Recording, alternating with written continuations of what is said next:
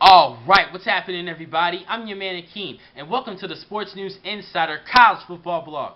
Here to recap week 3 of the college football season. It was a tough road test Saturday for some of the ranked teams in the nation, and it was a great week. Starting with the game of the week. Number 1 Oklahoma coming into Tallahassee to face the number 5 Florida State Seminoles. It was a great matchup in which Oklahoma won 23-13. Now the reason why the Sooners won this matchup was because of what I said last week in my predictions video. Maturity. Oklahoma's maturity over Florida State. Florida State is a young, talented team, but they do not know what it takes to be a champion and play like a champion. Oklahoma had to teach them that in that second half. It was a close matchup in which it was tied up for most of the game, but Oklahoma's quarterback, Landry Jones, threw a great touchdown pass to receiver Stills. Stills had a great concentration in catching the ball over all ACC cornerback Greg Reed, and it was a great catch. Now, Florida State had a chance to answer to that, but they couldn't. They could not step up to the plate and play hard under the trenches. Oklahoma, over the past years in college football, Oklahoma has been to BCS championships and won Big 12 championships. So they know what it takes to be a champion and play like one. Florida State is just coming back to the top, just coming back into becoming one of the top teams in college football, but they don't have the maturity and the experience like Oklahoma has, and that's why Oklahoma won this game. Next game I talked about was the Notre Dame game, in which Notre Dame was hosting number 15th ranked team in the nation, Michigan State Spartans. I ended up calling Notre Dame to win this game, in which they did. 31-13. They had a good balanced offense. Sierra Wood, their running back, had over 60 yards rushing and 2 touchdowns to lead this team, to lead the Fighting Irish to a good victory over a good Michigan State team. Next game I talked about, number 6 team in the nation, Stanford Cardinals. They ended up going to Arizona to face the Wildcats. I pretty much said it. Andrew Luck was going to outplay Nick Foles, in which he did. He had over 300 yards passing and 2 touchdowns. Foles only had 239 yards passing and 1 touchdown, and that pretty much made the difference for that matchup, and the Cardinals ended up pulling that victory. I called another game I talked about. BYU played at home against the Utah Utes. Utah ended up crushing them 54-10. I ended up calling Utah to win this game, but not that much. I thought BYU was going to be a better team this season, but they couldn't get their offense together for this matchup, and that's why Utah won this game. Next game I talked about, Miami. The Miami Hurricanes was hosting the number 17th ranked team in the nation, Ohio State Buckeyes. I went with the Ohio State, but they ended up losing 24-6 due to Miami's return of quarterback Ja'Cory Harris, who had 2 touchdown passes.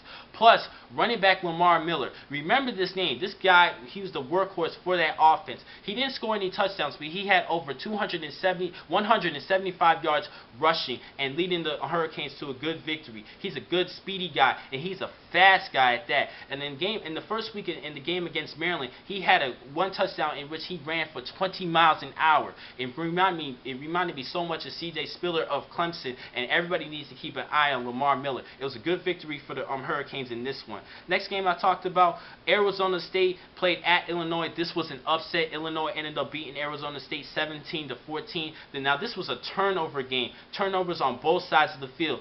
Quarterback Brock Osweiler had 2 interceptions, and that was the difference maker for this matchup, and Illinois ended up pulling the 3-point victory because of these turnovers. Turnovers on both sides, but more turnovers on Arizona State, and they need to work on that for their next games, especially in the Pac-12 matchups later in the season. Next game I talked about, number 23 Texas played at UCLA. They ended up getting their revenge, 49-20.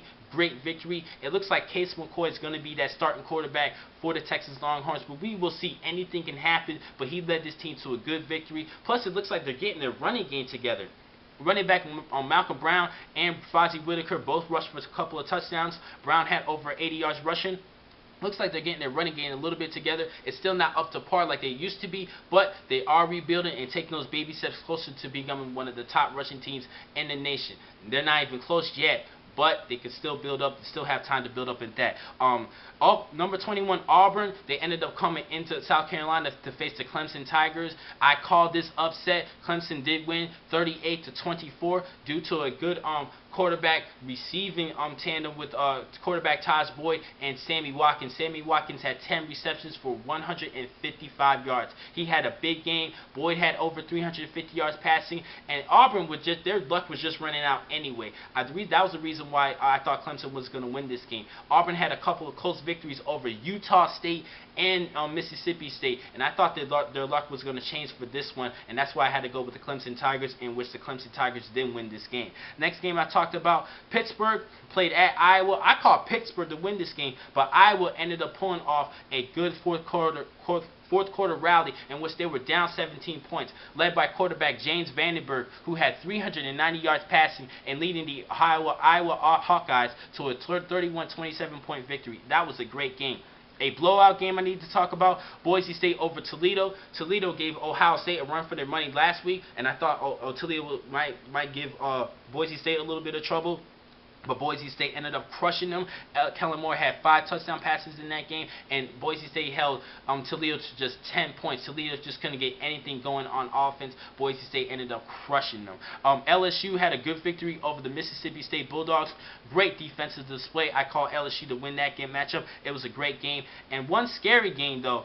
South Carolina, they were hosting the Navy Midshipmen. They ended up pulling off a 24-21 point victory. It was a close matchup, and it was a scary one. But Marcus Lattimore led this Gamecock team. He had 246 yards rushing and 3 scores. He was the offense for that game, and he's now the nation's leading rusher, and he definitely boosted up his points for the Heisman. He had a big game. He's now leading the nation in rushing, and everybody is going to keep an eye out for Marcus Lattimore. A lot of great players this season, and Marcus Lattimore has been stepping up as a sophomore sensation. Keep an eye on Marcus Lattimore. Another game I need to talk about, West Virginia was at Maryland.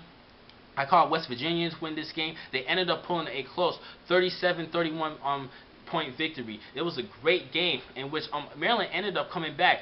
West Virginia was up 24 points at one point, but Maryland ended up calling their way back. Danny O'Brien ended up leading the way with a couple of touchdowns. He had a decent game, but there was a lot of turnovers in the first half in which Maryland ended up committing, and West Virginia ended up capitalizing with that, especially that interception return. And that was the key part of why West Virginia won this game. Maryland had a good comeback, but it wasn't enough to beat West Virginia. West Virginia came off with a close escape in this one. Washington was at Nebraska. Nebraska is the number 11th ranked in the nation. They ended up winning 51-38 due to Taylor Martinez's passing and running the football. He's leading the team in rushing, and he's that main offensive weapon. If he's down, I think Nebraska is going to be down. So he needs to stay healthy. He was hurt for some of last season, and he needs to stay healthy for this season, especially in the Big Ten matchups. He has Nebraska is going to play Wisconsin later on in the season, and everybody needs to keep an eye on that game. That was one of my key games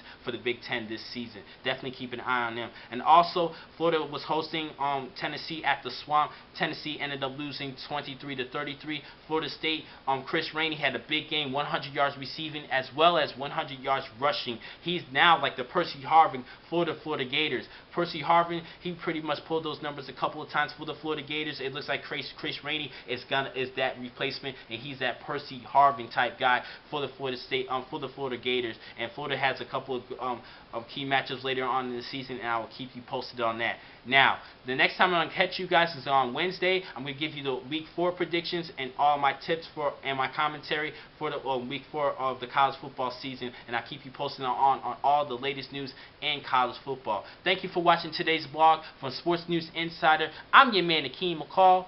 Be easy.